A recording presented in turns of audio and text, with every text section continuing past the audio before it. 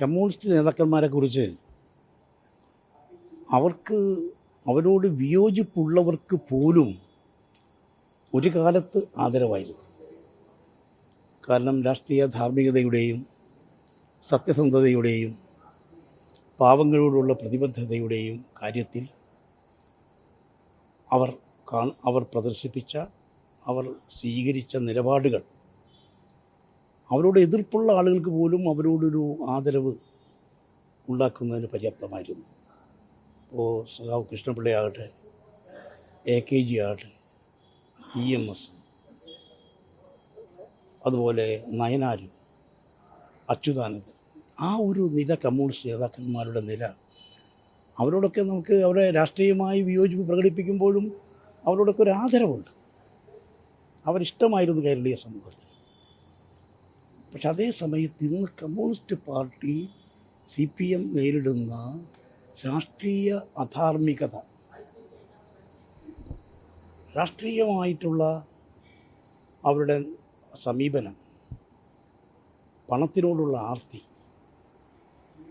സാമ്പത്തിക കുറ്റവാളികളെ പ്രോത്സാഹിപ്പിക്കുന്ന നിലപാടുകൾ, സാമ്പത്തിക കുറ്റങ്ങളെ പ്രോത്സാഹിപ്പിക്കുന്ന നിലപാടുകൾ, ഷേഡി ക്യാരക്ടേഴ്സിന് അവരുമായിട്ടുള്ള ബന്ധം,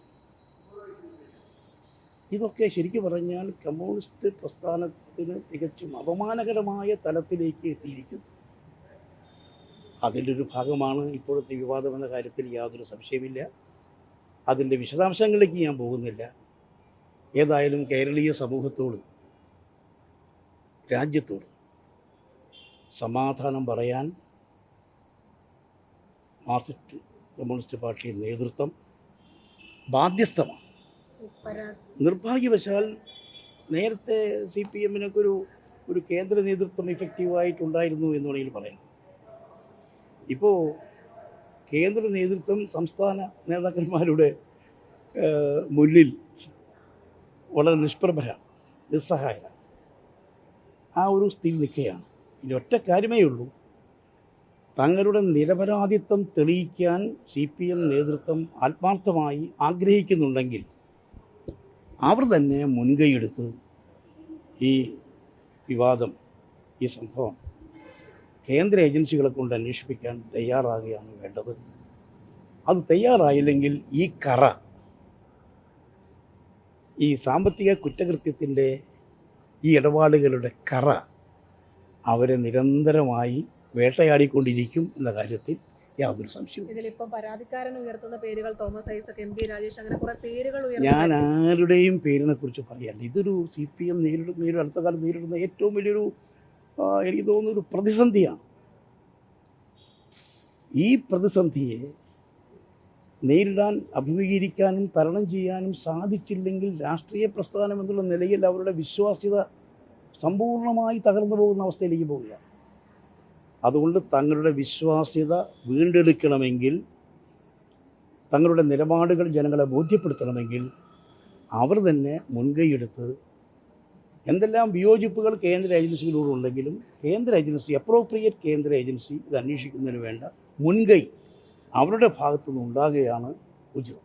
ഈ തെരഞ്ഞെടുപ്പുമായി ബന്ധപ്പെട്ട് ഒരു കാര്യം കൂടി, തെരഞ്ഞെടുപ്പുമായി ബന്ധപ്പെട്ട് ഇപ്പോൾ UDF വലിയ സാധ്യതയൊക്കെ മുന്നോട്ട് വെക്കുന്നുണ്ട് അടുത്ത തവണ. പക്ഷെ മത്സരിക്കാൻ ഒരുപാട് പേർ രംഗത്തെത്തുന്നുണ്ടോ എന്നതാണ് ഒരു വിമർശനമായി. അല്ല, അതൊന്നും ഒരു പ്രശ്നം, അത് എല്ലാ കാലത്തും വരുന്നതല്ലേ, അതൊന്നും ഒരു വിഷയമല്ല. കാരണം ഒന്ന്, കേന്ദ്ര സംസ്ഥാന സർക്കാരുകളോടുള്ള ജനങ്ങളുടെ ശക്തമായിട്ടുള്ള എതിർപ്പ് പ്രധാന ഘടകമാണ്. കോൺഗ്രസ് അധികാരത്തിൽ വരണം എന്നുള്ളത് ദേശീയ തലത്തിലായാലും സംസ്ഥാന തലത്തിലായാലും ജനങ്ങളുടെ ആഗ്രഹമായി, ഒരാവശ്യമായി മാറിയിരിക്കുന്ന സാഹചര്യമാണ്. മറ്റ് കാര്യങ്ങൾക്കൊന്നും വലിയ പ്രസക്തിയില്ല. അതൊക്കെ അതാത് സമയത്ത് വേണ്ട പോലെ തരണം ചെയ്തുകൊണ്ട് നല്ലൊരു ലീഡർഷിപ്പ്, നല്ലൊരു സംവിധാനം ഉയർന്നു വരാൻ കഴിയും എന്ന ഉറച്ച വിശ്വാസമാണ് ഞങ്ങൾക്ക്. എൻ്റെ നിലപാടുകളൊക്കെ വളരെ വ്യക്തമാണ്. എൻ്റെ നിലപാടുകൾ വളരെ വ്യക്തമാണ്, നേരത്തെ തന്നെ വ്യക്തമാക്കിയിട്ടുള്ളതാണ്. അതുകൊണ്ട് അതൊന്നും പുനഃപരിശോധിക്കേണ്ട ഒരു സാഹചര്യം ഇല്ല. പാർലമെൻ്ററി രംഗത്ത് നിന്ന് ഞാൻ പിൻവാങ്ങിയിട്ട് നാളുകളായി.